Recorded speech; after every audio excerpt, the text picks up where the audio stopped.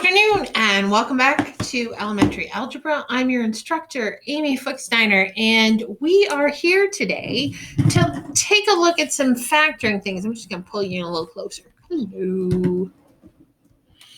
All right, we're here to look at some factoring, and we want to look at all the different methods and determine, based on a polynomial, which method or methods can be used or can be used most efficiently. I'm looking at myself and I'm wondering if I should close.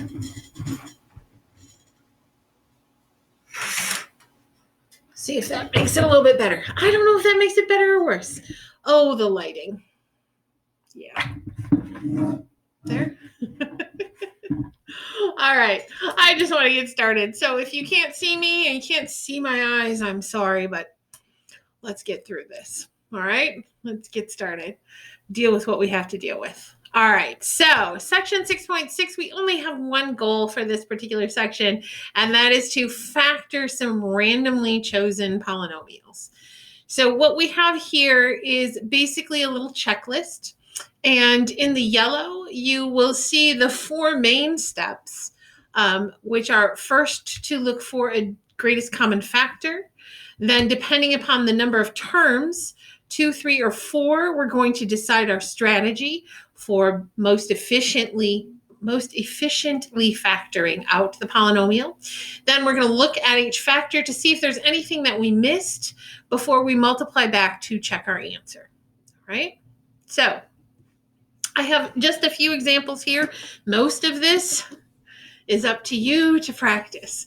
All right? Here we go. So for our examples, we're going to factor, and if a polynomial is prime, we will say so. We have 3x to the fourth minus 48. This is just two terms, but we want to start out by saying, does it have a greatest common factor? Is there anything that we can factor out of 3x to the fourth and out of 48? And my answer there is yes. We can take a 3 out, and that will leave us with x to the fourth minus 48 divided by 3 is 16. Okay, so we'll have 3x to the fourth minus 16. Whenever I factor out a greatest common factor, I usually draw a yellow line. That reminds me, that's my visual cue here, that even once I get this x squared minus 16 further factored, that I have to remember to put the 3 back on in front. That is also a factor. All right, so I have x to the fourth minus 16. All right, there are only two terms. So when there are only two terms, we have some patterns to look at. Is this the difference of perfect squares? Or is it the sum or difference of cubes? So I want to check and see if these are squares or if they are cubes. So x to the fourth is not a cube. There's nothing that I can cube. 16 is not a cube. Okay, so it's great. And I know they're not cubes. I know I can eliminate that particular option. Is it the difference of squares? Can I multiply something by itself to get x to the fourth? Yes, I can do an x squared times an x squared. Can I multiply something by itself to get a 16? I can indeed. I can do a 4 times 4. This is a difference of squares. The pattern for difference of squares says I can take an x squared minus the other term and an x squared plus the other term. So I have a 3, and then I have an x squared minus 4 and an x squared plus 4. Great. I've done this part. Now I need to look at these factors. Looking at these factors, can they be factored further? Well, one of the clues that tells us whether or not something can be factored further is to look at the degree.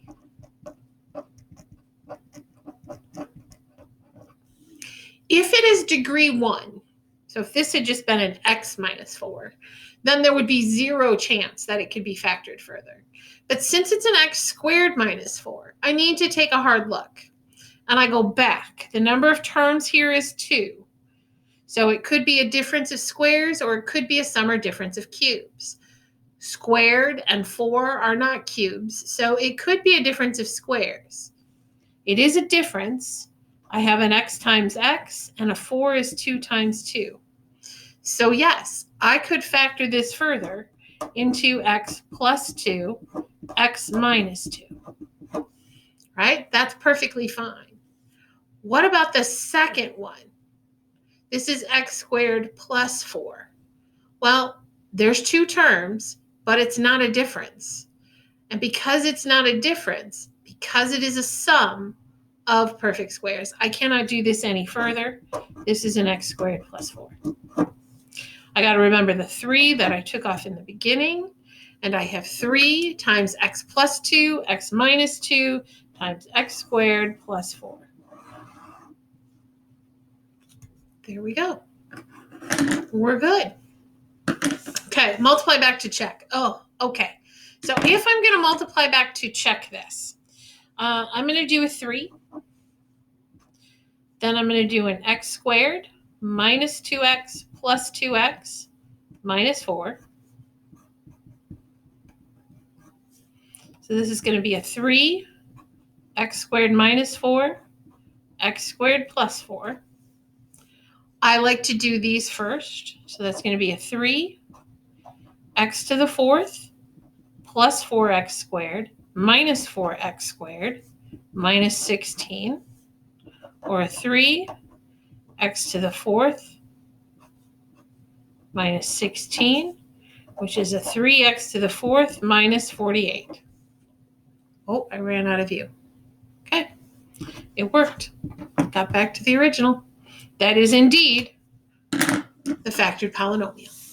If we look at problem number 2, is there a greatest common factor for a negative 3x cubed y squared plus 18x squared y squared minus 27xy squared? It's in order. This is 3 and 2, so this is degree 5. This is 2 and 2, degree 4. This is degree 3. Okay, so we're in order. I'm leading with a negative, so I'm going to pull a negative out. Will a 3 come out of all of those? It will, so I'm going to pull out a negative 3. Here I have an x to the 3rd, an x squared, and an x, so I can for sure pull an x out. I've got a y squared, and a y squared in each, so I can also pull out a y squared. Oh, I like that. Okay, so what is that going to leave me with? If I take out the negative 3 and one of the x's and the y squared, I'm left with an x squared, sorry. And if I take out a negative 3, I'm left with a minus 6, and I've taken an x out, and I've taken off the y squared. And here I've got a negative 27. If I take out a negative 3, I'm left with a plus 9. X squared was taken out, y squared was taken out. So I have a negative 3xy squared as my common factor. And then I have x squared minus 6x plus 9. There are 3 terms here. So with 3 terms, I want to check if it is a perfect squared trinomial first, because that's a pattern and less thinking. If I don't see that it's a perfect squared trinomial, I can try the mental math or I can try grouping. So the first and last, first multiply, add, mental math might work here. So would the grouping if you kind of get stuck on that. The perfect square trinomial is a pattern. It requires that the first term be a perfect square, almost always is, that the last term be a perfect square, it is, and that if I take one of each, 3x, and double it, that I get the middle term. And I did. 2 times 3x is 6x. I just need it to be negative, right? So that's all right. So what that means then is that this will factor into x minus 3, x minus 3, x minus 3 with another x minus 3. So I have a negative 3xy squared, x minus 3, x minus 3. Oh, do you see how that's a perfect square? X minus 3 times. So they'll probably want it as negative 3x, excuse me, y squared, x minus 3 squared. There we go. Beautiful. You can check the multiplication. I don't know that I'm going to do that every time here. All right. I've got like 4 more just to kind of go through. Here we have an x to the 4th minus 6x cubed plus x minus 6. Is there a greatest common factor? Is there one thing I can pull out of all of those? No. All right. So nothing I can pull out. 2 terms? Nope. 3 terms? Nope. 4 terms? Yep, there are 4 terms. With 4 terms, the only strategy we have is factoring by grouping. So if I look at the first 2, I can certainly pull out an x to the 3rd power, and then I'm left with x minus 6. And if I look at the second 2, I cannot pull anything out.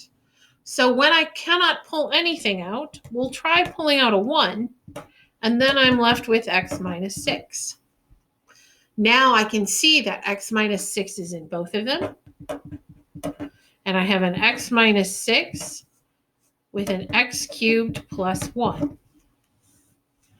Now, this is already the first degree. There's no more powers on that, so I know this factor is as far as I can take it. The second factor is x cubed plus 1. And bells start going off because it is a cube. There are 2 terms here, so it could be the sum of 2 cubes. X cubed is indeed, I'm going to do this because I can. I'm just going to focus on this one. So x cubed is x times x times x. 1 is 1 times 1 times 1. So I can use the cube pattern here. I'm going to take the cube root of x cubed, which is x, take the cube root of 1, which is 1. The sign stays the same as what was in the original problem. Now, I have a trinomial as the second part of this factor. So I need the square, or x squared. And again, if you are a more visual person, you can say I've used this x, but I need the x squared there. I need the 2 remaining. All right? Then the opposite, SOAP, same, opposite. So this was positive, this will be negative. Product of those 2, so that's 1x. And then always positive, square of the last one. 1 times 1 is 1. Okay. This means the x cubed plus 1 was factored into x plus 1, and then x squared minus x plus 1 was my trinomial factor. As a reminder, this trinomial factor is prime. I cannot factor any further than what I have here. This always happens with the sum and difference of cubes. This trinomial is not factorable. So I can't, even though that's a squared, I can't break this down any further. I join this factor with my previous 2 to get an answer of x minus 6, x plus 1, x squared minus x plus 1. These are the 3 full factors of this polynomial. Okay. All right. Problem number 4 is a 15x squared minus 3x plus 12x cubed, and they're trying to get me. This is not in order.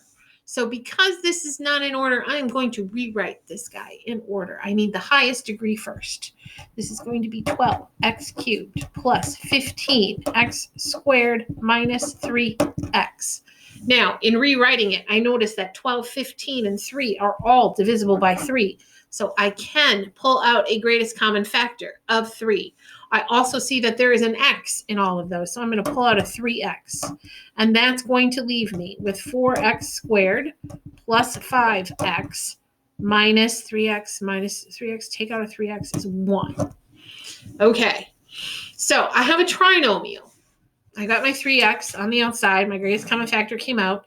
And then I have a trinomial. Now, some of you will use mental math on this. Because it's got a leading coefficient. Do you see how that's not a 1? That, for me, makes it a little bit harder. Maybe it's just the same for you. Everybody's a little bit different when it comes to this, so that's okay. I like to do the grouping method, where you take the 4 times the 1, and you look for factors of a negative 4 that will add to be a positive 5. So for a negative 4, that would be a negative 1 and 4, or a negative 4 and 1, or a 2 and a negative 2. The problem is that none of those will add to be a positive 5. Not a single one of them. Right? Right. None of them will. So what does that mean? It means I can't factor this any further. None work.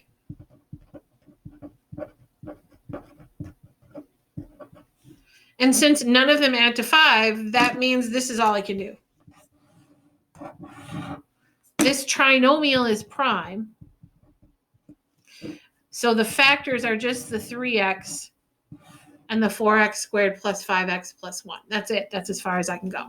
The polynomial itself, as a reminder, is not prime. I was able to take out a factor. So this polynomial is not prime. But because this 4x squared plus 5x minus 1 is prime, I cannot break it down any more than I already have. All right. Okay, problem number 5. I've got a 12x cubed plus 14x squared minus 6x. All right, 3 terms, 12, 14. It is in order. Cubed, 2, 1. I can't, they're all even. All right, they're all even, so I'm going to pull a 2. And then I've got an x to the third, x squared, x, so I'm also going to pull an x. And that's going to leave me with 6x squared plus 7x minus 3. Okay. 6x squared plus 7x minus 3. This is a second power. I do need to check and see if I can break it down further. So it is a trinomial. It is not a perfect square on either. So it's not a perfect square trinomial. So I'm okay using either the mental math or the grouping. Do you want me to demonstrate? I'll demonstrate the mental math method on this one. So for this one, the mental math method would say, okay, it's either going to be the positive 6x. So it's either going to be 6x and 1x, or it's going to be 2x and 3x. Right? Those are my starts for my leads. I've got to either be 6x and 1x or 2x and 3x. My last term is a negative 3. So with that last term being a negative 3, it's going to be either a negative 1 times 3 or a negative 3 times 1. So then we just mentally put these guys in. If you want to pencil and paper it, you can. So I can do 6 minus 1 x plus 3. That's going to get me a minus 1x plus 18.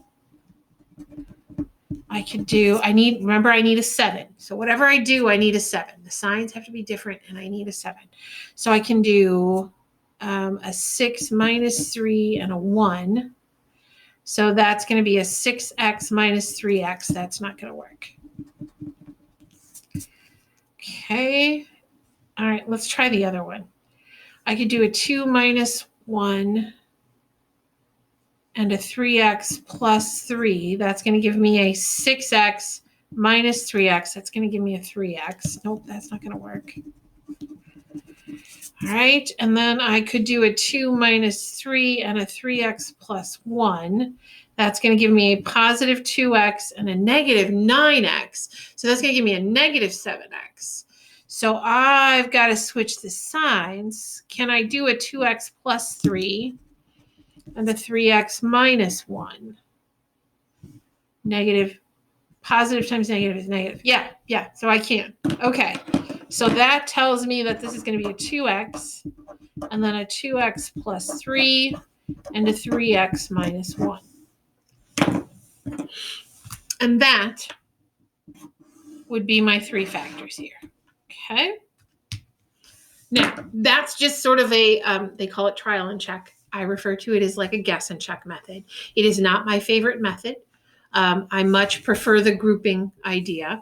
And if you were going to do the grouping, so as a quick aside, let's just say you were going to do the grouping on this, just in case you want to refresh your brain on the difference, right? If I'm going to do the factoring by grouping on this, Then I'm going to multiply 6 times a negative 3. I'm going to look at negative 18. And I'm going to look at all the factor pairs of a negative 18. So since this is negative and that's positive, I know the positive number has to be larger. Negative 2, and I've got it right there. I've got it right at the second chance. So this would be a 6x squared minus 2x plus 9x minus 3. I'm effectively taking that middle term and breaking it into two terms with the coefficients that were listed in that factor pair. Then I can factor by grouping, pulling out a 2x. That will give me, what, a 3x minus 1? And here I can pull out a 3, leaving me with a 3x minus 1.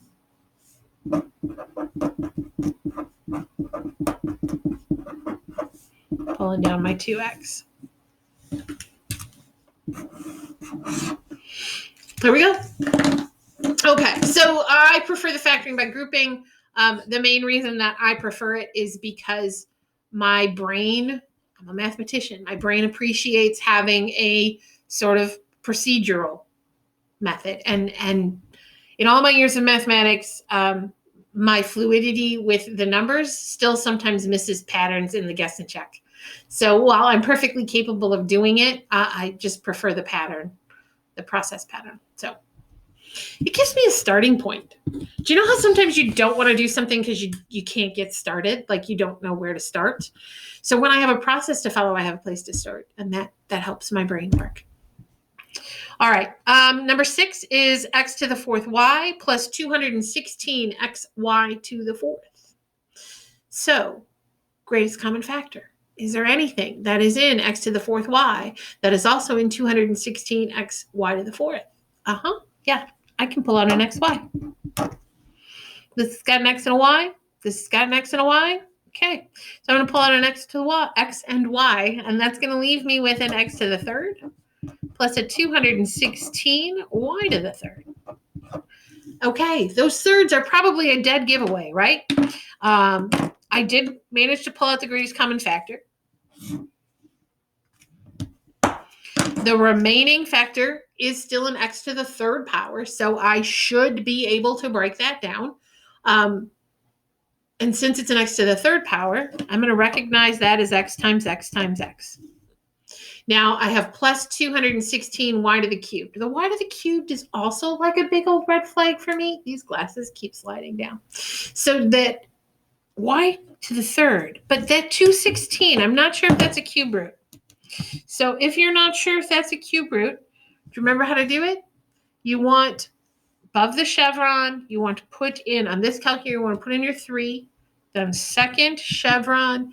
That's telling your calculator that that 3 goes where that x is, so that it's finding the cube root. And then we want to put in a 216. And I know that this is 6y times 6y times 6y. 216 is a perfect cube root. Is a perfect cube, so the cube root of 216 is 6. So now when I use my sum of cubes patterning, this is the root of each, so the x and the 6y, with the same operator between as was in the beginning. Then the second factor is a trinomial, 3 terms. And the first term of that trinomial is the square, or the remainder of the way to x cubed, so x squared. Then we use the opposite operator. So instead of plus, it will be minus, right? And then we need the square of the second term. Or if you're much more visual, you used one of the x's, leaving you an x squared. And we used one of the 6 y's. Oh, sorry. I'm ahead of myself. Okay. Whoop, rewind. Okay. I did get ahead of myself. So we do squaring the x, that's x squared. Then we want the opposite sign. Then we want the product of the two together, 6xy. That's the part I missed. Then we need always addition, or always positive on the last one, then we need the final term to be the square of that 6y, or if you're more visual, what's left here? 6y times 6y, 36y squared. Okay, I'm going to bring down that xy. This is now 1 degree. I can't break that down any further. This is degree 2, but it is a part or a factor of a sum of cubes. This will not break down any further. These do not break down any further. So this is it. This is as far as we can go. And we have factored all 6 of the problems using all of our different resources, right? If you have any questions on these types of problems, or if you would like me to go through a few more, please don't hesitate to contact me. If I am not available, the Math Center is open until 9 p.m. most days. Julia and all of the people that work at Math Center are more than happy to help you with these. All right. Thank you, and we'll see you next time.